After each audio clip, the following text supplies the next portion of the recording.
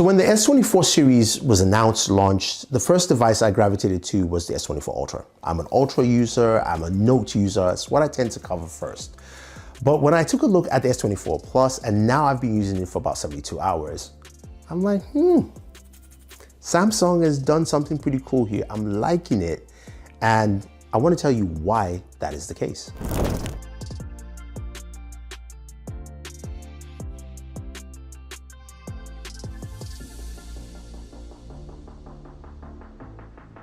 Hey guys, Thunder E here, and yes, I have been using the S24 Plus for about 72 hours. Now, if you're enjoying this video, go ahead and hit the subscribe button, notification icon, so you can watch more videos like this on the channel. Now, the reason why this has been really striking for me is the fact that I have never used the Plus for a really long period of time, or never gravitated to the device. But this device has just a really nice build altogether. First of all, it's got a 6.7-inch display. Look at this display, look at this right here. This display is gorgeous. 120 hertz display, it's an LTPO display. That is, of course, a Sukuna wallpaper. That is Sukuna in Yuji's body, of course. Now, the big question for me is simply this. When is the next chapter of JJK manga coming out? Because I really need to find out what's going on. I would love to spoil it for you guys, but nope, that is not the case. I will not do that. But if you guys are looking for this wallpaper, I'll leave it for you down in the description. But seriously, I need my JJK. Anyway, back to the S24 Plus. So its size makes it feel closer to the Note, aka the S24 Ultra, for me, and that is a good thing, at least in my mind. It's a larger device, it doesn't feel heavy, but it packs in a lot of those features. So you have thinner bezels right now with that screen. You also have something that has an aluminum build, not the titanium, but it's still really nice. I do like the design. I maybe not like the back, the way the camera layout is, but it's still pretty good overall. Now, this houses a 4900 milliamp battery, which means it's a massive battery here, and so you should be expecting some really good battery life off this device, which is great. Now, of course, you've got dual speaker setup as well, but the feel, it just feels so nice in your hands. Whether you're typing, there's a lot of space, a lot of great real estate there. Now, the S24 Plus is also the same. It's the same device, just smaller. And I like this design language here. I do wish the camera bump was just different and more stylish, but I do like it. Now, the S24 is a bit small for me, but I think it will work for a lot of people. So we know you like the design, Thunder E. What makes this device gravitate to you more now? So let's start off with what I like to do, performance, right? I do a lot of gaming on devices, and this is powered with the same processor as the S24 Ultra. So the S24 Plus, the S24, they all run the Snapdragon 8 Gen 3, which is great, especially in the US, by the way, in the US. If you are international, you'll be getting the Exynos 2400. I'm waiting to get mine, so when I do, I'll do a test against this device to see how it actually functions. But let's look at the benchmarks in comparison to the Galaxy S24 Ultra. So we'll start off by looking at our 3D Mark scores and looking at scores at Wildlife Extreme. So looking at the S24 Plus, we've got 4,892. The Ultra is at 4,960. So pretty close, not too bad. While at Solar Bay, they are super close, 8,852 on the Plus, 8,818 on the Ultra. So again, very close scores here. Now, Geekbench 6, we have some interesting scores here with the S24 Plus beating the Ultra in single core scores, while the Ultra is beating in multi-core scores. Now, when we go over to GPU scores, here there is a much larger difference here. The Plus has 15,564, while the Ultra is at 14,429. But really, honestly, what do those benchmarks mean? Well, simply put, playing the games we like to play, and of course, guys, I know you're gonna say I should play more games, and I will, but I need games that push the envelope. So let me know at least a couple more games that I can add to push the envelope. One I do want to include, of course, is 2,000 years later. My brain is freezing right now. Just do it! Because it's not out yet. Warzone, that is one when it comes out, but also oh shit, here we go again. Division Resurgent. Yes, I know, brain freeze. But anyway, back to the games we like to play. Call of Duty Mobile plays well, 120 frames per second, no issues at the specs you'd expect. Then we move over to PUBG Mobile, we have 90 frames per second.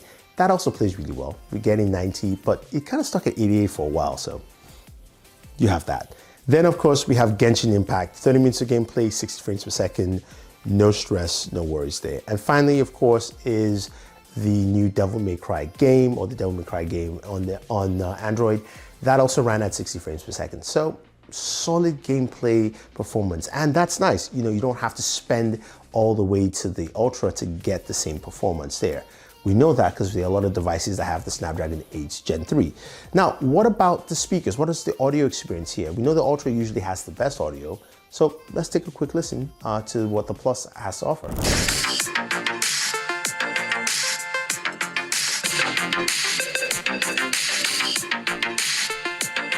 Honestly, it sounded really good.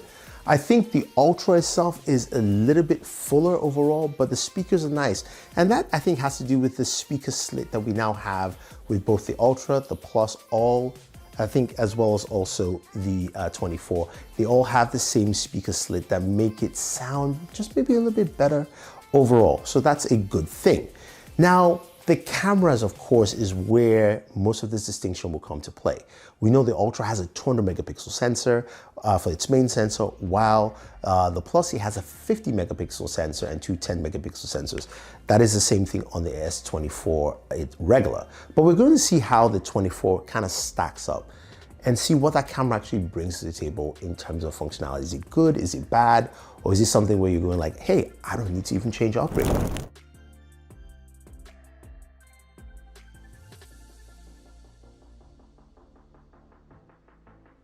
Take a closer look at the three Galaxy devices, the S24 series. Now the S24 Plus in the center, I do like that color balance there, really nice.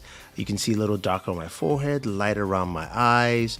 Although the S24 Ultra feels a little bit overall a nicer look, the S24 Plus feels closer. But again, all of them look really nice, solid photos. There's a less of that hazy glare on the S24 Plus than it is on, say, the S24 or the Ultra itself. But again, as you can see, the image reproduction is pretty close and similar across the board. So it looks like you're going to be getting, you know, similar images whether you're picking up the S24 Ultra or the S24 Plus or even the 24 itself. Now, looking at some other photos here, it's a portrait photo here of this angel, 24 Ultra on the right, 24 Plus looks very similar. The bokeh effect is also pretty much the same across the board.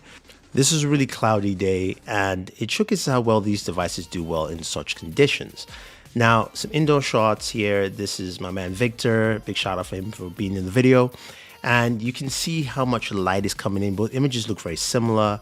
I would say the Ultra looks a bit sharper here than the S24 Plus, but again, similar images across the board. And here I am taking a photo with Victor again, and I think the Ultra does a better balance, but the S24 Plus photo is also similar as well in this condition with a lot of light, as you can see on the image. Now, when we go to this image here, which is the rear camera, and you see where the Ultra does a bit better on the contrast on the skin over the S24 Plus. But again, image, color reproduction, the bokeh, all very similar, and looks pretty solid. Here's an image from the rear camera, 4K 30. It's a bit bouncy, but it's still pretty solid. Very cloudy day. I like what the S24 Plus is doing, and I think a lot of people like it too. Yeah, the camera is pretty good. Even though it's 50 megapixels, it does a really good job, and we can see the processing work really well on this in better situations, I think, than it does sometimes on the S24 Ultra. So bear that in mind when you are thinking about both devices. Now, it doesn't have the extra S Pen features that, of course, the S24 Ultra does. That is something the Ultra has as a very distinct feature set.